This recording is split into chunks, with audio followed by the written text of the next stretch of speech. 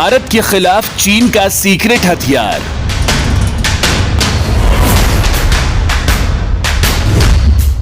चीन कर रहा युद्ध की खुफिया तैयारी। अब की बार एलएसी पर आर या पार। पूर्वी लद्दाख के इलाके में चीन ने भारत के खिलाफ युद्ध की तैयारी और तेज कर दी है। इस बार चीन वो गलती दोहराने के मूड में बिल्कुल नहीं है जिसके कारण उसे पिछली बार डोकलाम में मुंह की खानी पड़ी थी, लेकिन भारत उससे हर मामले में 21 साबित हो रहा है। भारत के खिलाफ चीन का नया सीक्रेट हथियार क्या है? पूर्वी लद्दाख इलाके में भारत के खिलाफ चीन ने अब क्या नई रणनीति बनाई है? चीन की चूड़ी टाइट करने के लिए क्या कर रहा है हिंदुस्तान? तो दोस्तों, भारत चीन सीमा यानी एलएसी पर पिछले साल भर से जो हालात बने हुए हैं, इतिहास में वैसा कभी नहीं रहा।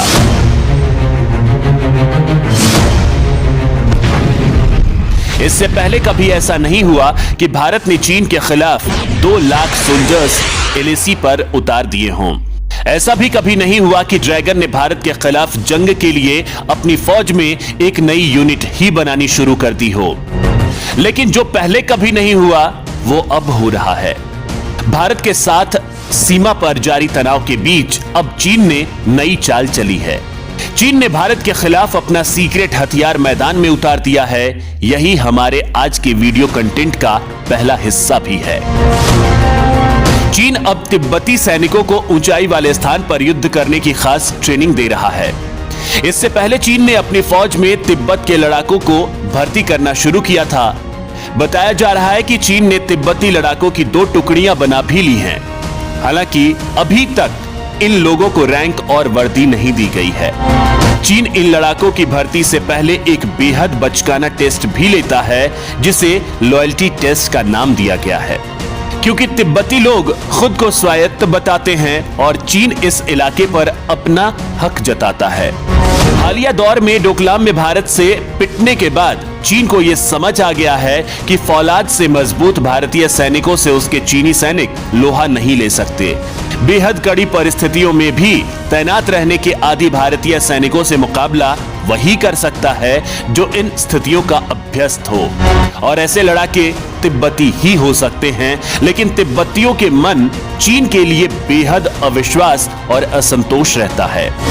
चीन इसीलिए इनकी भर्ती करने में डर भी रहा है कि कहीं चीनी हथियार और ट्रेनिंग मिलने के बाद ये लोग चीन के खिलाफ ही हथियार ना उठा लें। इसीलिए जिन तिब्बतियों की भर्ती चीन कर रहा है, पहले उनका लॉयल्टी टेस्ट ले रहा है।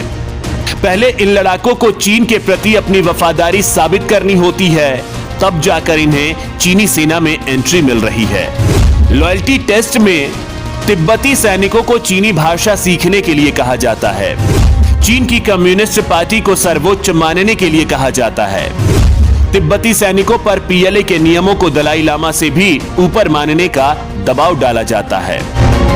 तिब्बतियों के लिए दलाई लामा का स्थान उनके लिए सबसे ऊपर रहता है। चीन भी इस बात को जानता है। यही वजह है कि चीन ने तिब्बतियों के लॉयल्टी टेस्ट में दलाई लामा से भी ऊपर पीएलए के नियमों को मानने का टास्क रखा है। अब आपको लिए चलते हैं आज के वीडियो के दूसरे हिस्से में, जो है पूर्वी लद्दाख इलाके में भारत के खिलाफ चीन ने अब क्या नई रणनीति अपनाई है। तो भारत से निपटने के लिए चीन ने तिब्बती लड़ाकों को पूर्वी लद्दाख इलाके से भर्ती करना शुरू कर दिया है। इनकी 2 बटालियन तैयार भी हो चुकी है, बाकी 2 और बटालियंस की ट्रेनिंग चल रही है। चीन ने पहली 2 बटालियनों को भारत से लगे एलएसी के इलाकों में जासूसी करने के लिए मैदान में उतार दिया है। कहा यह भी जा रहा है कि अगर भारत के साथ चीन की जंग होती है तो यही तिब्बती लड़ाके भारत से मोर्चा लेने के लिए चीनी सेना की फ्रंट लाइन में होंगे, जिसके पीछे चीन के कमजोर सिपाही होंगे। चीन अब तिब्बती सैनिकों की भर्ती बड़े पैमाने पर और बेहद तेजी से कर रहा है। भर्ती के दौरान इन तिब्बती सैनिकों को कई तरह की लॉयल्टी टेस्ट से भी गुजरना पड़ रहा है। दरअसल पीएलए जिन तिब्बती सिपाहियों की भर्ती कर रहा है वो भारत की स्पेशल फ्रंटियर फोर्स की तर्ज की कार्बन कॉपी है। जो कि माउंटेन वॉरफेयर में माहिर मानी जाती हैं और पिछले साल पैंगोंग झील के पास के पहाड़ों की चोटियों पर से चीनी सेना को खदेड़ चुकी हैं। भारत की इस स्पेशल फ्रंटियर फोर्स में बहुत बड़ी तादाद में तिब्बती नौजवान हैं, जो खासकर ऊंचे पहाड़ों पर जंग लड़ने के लिए ही तैयार किए जाते हैं। यही नहीं, जब तक लद्दाख में इस फोर्स ने अपना जलवा नहीं दिखाया था, तब तक भारत में भी बहुत कम लोगों को उनके बारे में पता था। भारत की स्पेशल फ्रंटियर फोर्स पिछले साल अगस्त में चर्चा में आई थी। इस यूनिट ने भारतीय सेना की दूसरी यूनिटों के साथ मिलकर महत्वपूर्ण ऑपरेशन चलाया था। पैंगोंग झील के दक्षिणी किनारे की सामरिक लिहाज से महत्वपूर्ण चोटियों पर कब्जा कर लिया था। झील के दक्षिणी किनारे के सामने निचले इलाकों में मौजूद पीएलए के सैनिक भारत की स्पेशल फ्रंटियर फोर्स को देखकर भाग खड़े हुए थे। भारत की स्पेशल फ्रंटियर फोर्स का जलवा देखने के बाद चाइनीज आर्मी भी अपनी सेना में भर्ती किए गए तिब्बती सैनिकों को स्पेशल ऑपरेशन की ट्रेनिंग दे रहा है। चीन की पीपल्स लिबरेशन आर्मी यानी पीएलए की यह कवायद पूरी तरह से भारतीय सेना की नकल है। चीन की सेना अब तिब्बती युवकों का इस्तेमाल हाई एल्टीट्यूड या ऊंचाई वाले इलाकों में भारत से भिड़ने के लिए करना चाहती है। और तो और चीन तिब्बत स्वायत्त क्षेत्र के स्थानीय युवाओं को भी अपनी सेना में बहला फुसलाकर उन्हें उज्जवल भविष्य का सब्ज़बाग दिखाकर भर्ती कर रहा है। अब आपको लिए चलते हैं आज के वीडियो कंटेंट के तीसरे हिस्से में, जो है चीन की चूड़ी टाइट करने के लिए क्या कर रहा है हिंदुस्तान। दोस्तों, चीन की चूड़ी टाइट करने के लिए भारत ने सामरिक और डिप्लोमेटिक दोनों मोर्चों पर किलेबंदी कर रखी है। जहां पीएलए पर लगातार भारत नजर बनाए हुए है, सैनिकों की तादाद 40% बढ़ाकर 2 लाख कर दी गई है। सेना प्रमुख नरवणे और रक्षा मंत्री लगातार इलाके का दौरा कर रहे हैं। वहीं डिप्लोमेटिक तरीके से भी चीन को चित करने के लिए भारत ने चाल चल दी है। पिछले मंगलवार को ही तिब्बत के सर्वोच्च धार्मिक गुरु दलाई लामा का जन्मदिन था। उनके 86वें जन्मदिन पर नरेंद्र मोदी ने दलाई लामा को फोन कर बधाई दी और इस जानकारी को एक ट्वीट के जरिए सार्वजनिक किया। यह बात इसलिए गौरतलब है कि अतीत में दलाई लामा को कई बार बधाई के सार्वजनिक संदेश देने वाले मोदी ने पिछले कुछ वर्षों से ऐसा नहीं किया था। दरअसल तिब्बत खुद को स्वायत्त क्षेत्र मानता है। वो खुद पर चीन के अधिकार को गैर कानूनी मानता है, लेकिन चीन तिब्बत का ये दावा खारिज करता है और तिब्बतियों के सबसे बड़े और लोकप्रिय धर्मगुरु दलाई लामा को चीन विरोधी मानता है, जिसके कारण चीन के लिए तिब्बत के सेंटिमेंट्स नेगेटिव रहते हैं।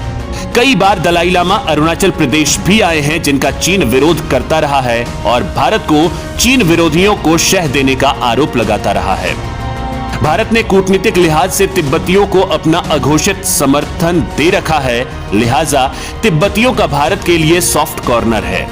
इसकी नजीर तब दिखाई दी थी जब पिछले साल डोकलाम झड़प में भारत की स्पेशल फ्रंटियर फोर्स के जवान नईमा तेंजिन शहीद हो गए थे।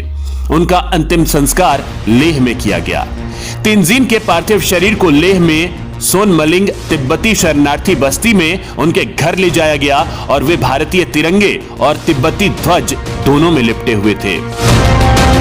तेंजिन के अंतिम संस्कार में भाजपा नेता राम माधव शामिल हुए थे और इसे भी एक सीधे संदेश के रूप में देखा गया कि हजारों तिब्बतियों को शरण देने वाला भारत तिब्बती समुदाय के साथ खड़ा है। दरअसल भारत ने हमेशा यह साबित किया है कि कोई भी युद्ध जीतने के लिए हथियार और सैनिकों की तादाद नहीं, बल्कि मजबूत इरादे और दृढ़ इच्छा शक्ति की जरूरत होती है। पूर्वी लद्दाख के इलाके में भारत के पास ये दोनों चीजें चीन से हर मायने में ज्यादा है। लिहाजा भारत को भारत के ही हथियार से मात देने की चीन की चाल को भारत ने तिब्बतियों के लिए अपने स्नेह और समर्थन का हथियार चला दिया है। चीन को डर है कि कहीं स्थिति यही रही तो ऐसा ना हो जाए कि चीन सैनिकों को जो भारत के खिलाफ ट्रेनिंग दे रहा है, एक दिन वही सैनिक युद्ध के वक्त भारत से जा मिले। यही कारण है कि तिब्बती सैनिकों को महत्वपूर्ण जगह पर पोस्टिंग ही नहीं दी जाती, उनसे केवल जासूसी और नजर रखने का काम लिया जाता है। ये बात तिब्बती सैनिकों को भी दिखाई देती है और वक्त आने पर भारत को चीनी फोर्स की इसी फूट का पूरा और पक्का फायदा मिलना तय है।